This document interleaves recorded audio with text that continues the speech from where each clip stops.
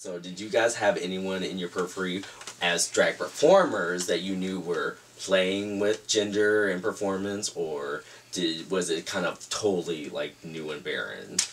It was new for me. I mean, at first I was a little bit like turned off and like a little put off by drag queens. Really? Yeah, Why? it was just, I don't know. To me, it felt a little bit weird. Mm-hmm. It's like something weird about it at first. But did you remember seeing like drag queens? Yeah, like on TV and stuff like that. Like, you know, but I've never like seen one in person. Mm-hmm. I mean, I had family members, but they're like, you know, either they were transsexual or they had friends who did it, but never like experienced to sit down one-on-one and talk to one until I came to Chicago, because I went to high school in Lincoln City, Indiana. Okay. And I was the only out person. So I didn't have no resources, and I didn't have people. I had to do everything, you know, myself, learn everything myself. How old were you? I was about 16, going on 17 when I dropped out of high school and came to Chicago.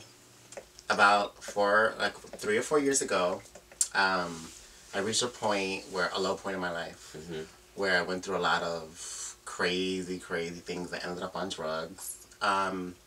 And there was no more, I didn't want to be here no more. So I ended up staying here a little bit, like a week, and Jade's mom bought me a ticket. And I ended up talking to my biological mother, and we decided we're going to go over there. And I'm like, you know. Did you guys know anyone in Kentucky at the moment? I knew my mother. You knew your mom. And my sister and my brother live over there. Okay. My older ones. So I'm like, oh, I'll go to Kentucky. It's not a big deal. You need to get out of Chicago. I needed to get the hell out of Chicago really fast. So I did that. And what happened while you were in Kentucky?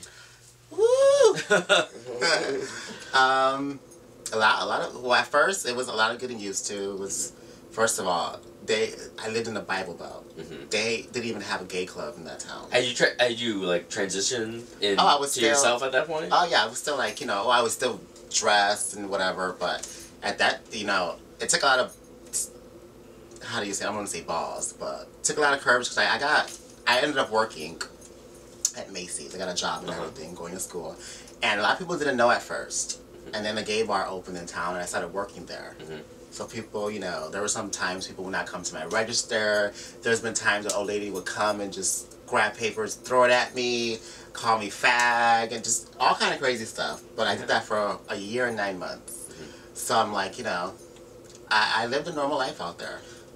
I'm wondering if you have any stories of experiencing violence in your life. I mean, it sounds like you've kind of been through some real rough patches. Like, yeah, there's also something that I put myself through when I was on drugs. I started experimenting being an escort. And that's really where there was a dark side. I mean, I've been tied up, have gun put to my head. I mean, I've been put myself in the most craziest positions. Been robbed, almost raped. I mean, just crazy stuff.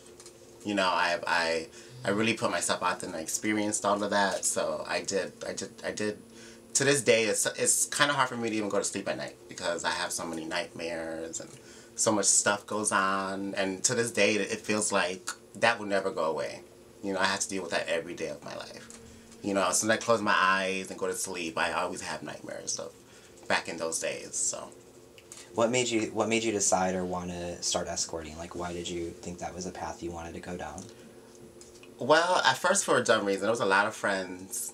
I had a lot of friends around me that did it, and to me it was just like, okay, you know, who wouldn't want to go out with a guy and he can pay you all kind of money, and you know, it's fierce. First I started off with a sugar daddy, and then, you know, when the sugar daddy gives up, starts off with a trick, and then one trick turns into two trick, and oh, I'm gonna stop this week, and then you're doing it, and it's just like, okay, I'm doing it, getting all this money to get high, and it's just like, none of this is making sense. Like, something has got to give. So, have you talked to people about it? Like, have you gotten help about it?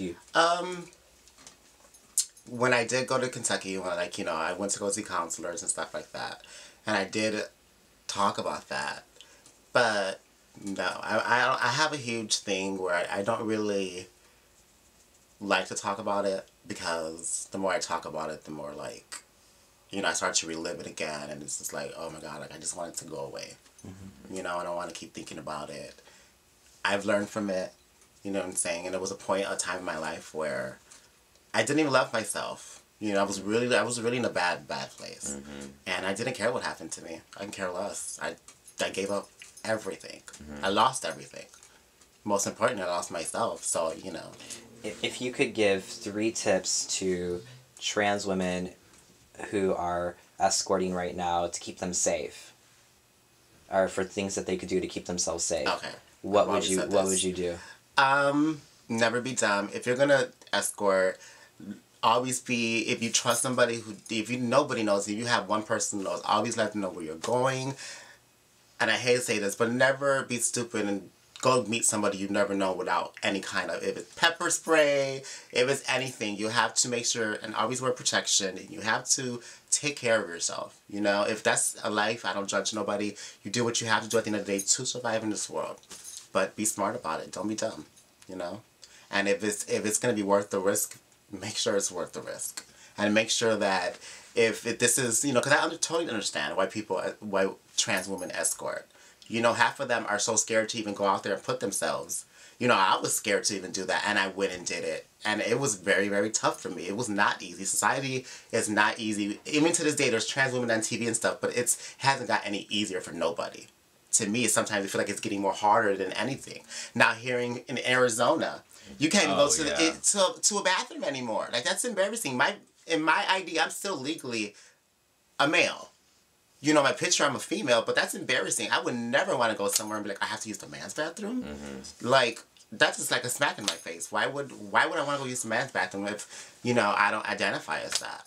And my friend always, like, in Tu Wong Fu, they said it. You have to ignore adversity sometimes and just live your life. But that's kind of hard. People, especially in Kentucky, to do what I did and go out there and live my everyday life and try to live it and be the last transsexual I heard in that town, they burned her house down and killed her.